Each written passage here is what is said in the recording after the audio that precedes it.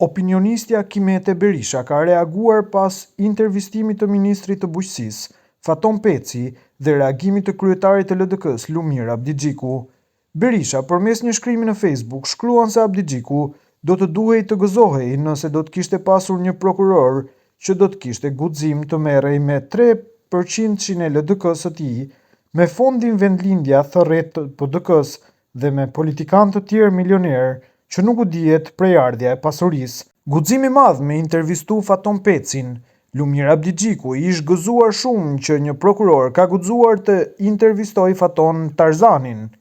Lumiri do të duhej të gëzohej nëse do të kishte pasur një prokuror që do të kishte guxim të merrej me 3% e LDK-s së tij, me fondin vendlindja thërret të PDK-s dhe me politikanë të tjerë milioner që nuk u dihet prejardhja e pasurisë.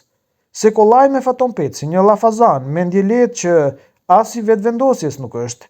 Askujt, e mos së paku Albin Kurti t'i prish punë edhe nëse del fajtor Faton Peci, ka shkruar Berisha.